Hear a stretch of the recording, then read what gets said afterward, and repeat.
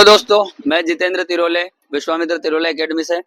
आज हम फिर आ गए हैं रिव्यू लेने के लिए एमपी पुलिस कांस्टेबल के एग्जाम के।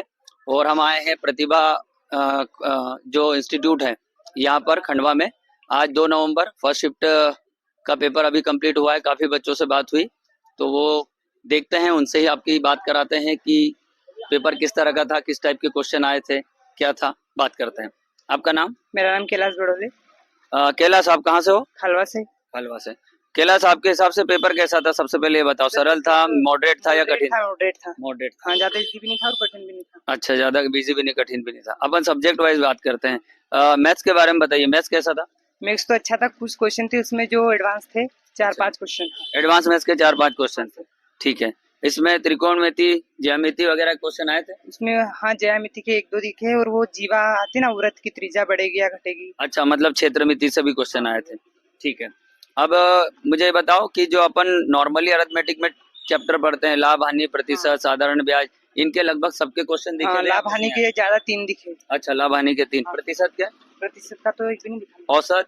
औसत का 1। साधारण ब्याज, चक्रवृद्धि ब्याज? नहीं। अच्छा, इनके क्वेश्चन नहीं आए, है ना।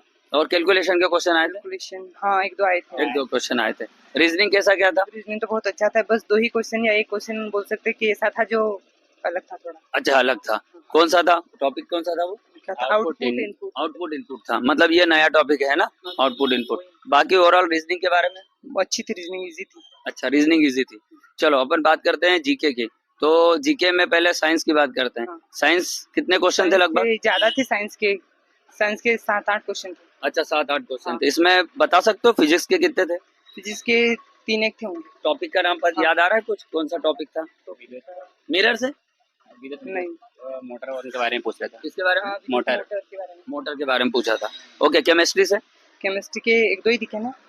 और पीरियोडिक आवर्त सारणी पीरियोडिक टेबल से आया था। हाँ। मतलब पीरियोडिक टेबल से हर शिफ्ट में आ रहा है। हाँ, हर शिफ्ट में ही आ रहा है जिस दिन से पेपर चल क्रम रहा से जमाया जाता है। है। Okay okay. बायोलॉजी? बायोलॉजी से तो मेरे को दिखा नहीं। कोशिका विज्ञान वगैरह से? नहीं। मानव शरीर? नहीं दिखा। पाचन तंत्र? कुछ नहीं भी नहीं था, नहीं। है ना। चलो ठीक है, मतलब बायो के कम थे, फिजिक्स और केमिस्ट्री हाँ, का ही क्वेश्चन। वो विज्ञान के ज्यादा थे। Okay, current affairs? करंट से फिर 1-2 ही क्वेश्चन थे बस करंट के। अच्छा, ज्यादा नहीं आए थे। ओके, एक ही क्वेश्चन थे बता सकते हो किस टाइप का था, कौन से ईयर का पूछा था? 2024 का। 2024 का था, ठीक है। अपने जो जीके हैं इसमें एमपी जीके का क्या था? एमपीजीके में लोक नृत्य वो था। अच्छा। हाँ, और मेले कब कहाँ लगते हैं? अच्छा, राष्ट्रीय उद्यान से संबंधित? नहीं, एक नदियों से? नदियों से आई थी बांध। बांध के बारे में आया था। झरने वगैरह? नहीं, झरने बाघ रिपोर्ट वगैरह कुछ? नहीं। अच्छा, नदियों के किनारे बसा शहर, ऐसा कुछ भी नहीं? नहीं, वो भी एमपी नहीं से, इंडिया से? नहीं, वो नदियों का पूछा था, ये नदी कहाँ से निकलती है। तो कुछ सरल क्वेश्चन भी आए होंगे एकदम सरल? हाँ, याद ये है आए 1-2 थे, हाँ। क्वेश्चन की जो एकदम सरल जैसे आए हो? चलो ठीक है ठीक है, अभी हम समझ सकते हैं कि एग्जाम हॉल से एकदम बाहर आकर सारी चीज एकदम याद नहीं आती है, अभी घर पर जाकर आराम से याद आएगा। चलिए, तो ये था आज का रिव्यू। और ओवरऑल अगर रिव्यू को देखें तो कोई खास ज्यादा परिवर्तन नहीं है रीजनिंग में, जैसा कि ये बच्चे बता रहे हैं और कुछ और ने बताया कि इतना ज्यादा कठिन नहीं था, बजाय अगर इसके पिछली शिफ्ट की बात करें तो उसमें बता रहे थे ज्यादातर स्टूडेंट के कुछ थे। इस बार एक नई चीज पता चली कि इनपुट आउटपुट जो टॉपिक है, तो बच्चों ये अगर आपके लिए नया टॉपिक है तो इसको आप देख लेना, और अगर आपने इसको पहले से तैयार कर रखा है तो बढ़िया बात है। बाकी रीजनिंग जैसे अपने जो सारे टॉपिक है उनकी प्रैक्टिस बराबर चलने दीजिए, प्रैक्टिस सेट वगैरह लगाते रहिए। मैथ्स में एडवांस मैथ्स आ रहा है भाई, क्षेत्रमिति, ज्यामिति, त्रिकोणमिति सब देखिए।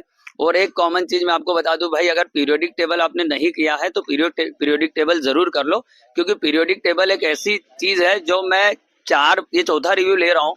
हर रिव्यू में स्टूडेंट ने बताया है कि पीरियोडिक टेबल से क्वेश्चन आता ही आता है, तो फिर उसे भी देखिएगा। फिजिक्स में दर्पण वगैरह, मिरर, प्रकाश वगैरह, ये सब सभी बच्चे बता रहे हैं कि ये सब आ रहा है, तो करिएगा और बिल्कुल पढ़ते रहिए। हमारे साथ एक और एस्पिरेंट है, इनसे जानते हैं कि इनका रिव्यू कैसा रहा। क्या नाम है आपका? अरविंद कनौजिया। अरविंद, कहाँ से हैं आप? गोरखपुर, यूपी। अच्छा, गोरखपुर यूपी। ये अदर स्टेट से भी आए हैं यहाँ पर एग्जाम देने। अरविंद, आपको कैसा लगता है, पेपर सरल था, मॉडरेट था या बहुत कठिन? मेरे हिसाब से पेपर कोई कठिन नहीं था। अगर आप पढ़ाई कर रहे हो, डिमोटिवेट नहीं हो रहे हो, तो आप पेपर इजी था।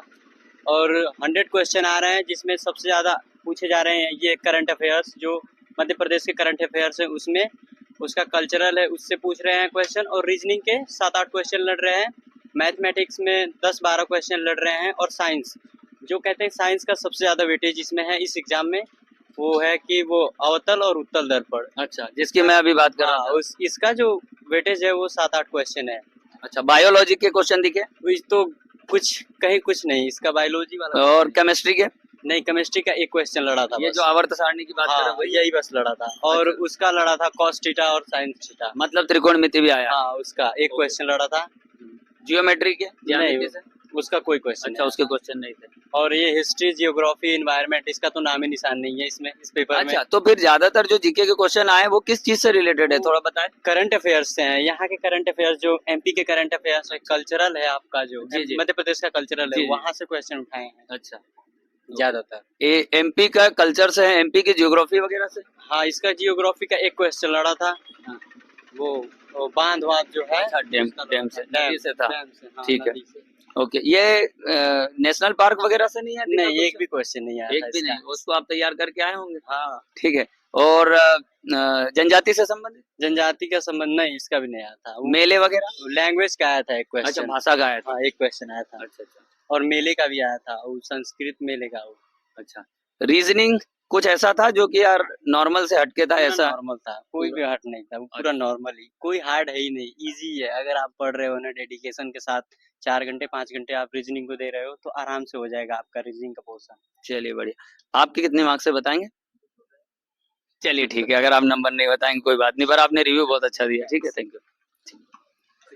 तो ओवरऑल जो पढ़ने वाले बच्चे हैं उन लोगों को अक्सर बच्चों पेपर सरल ही लगता है।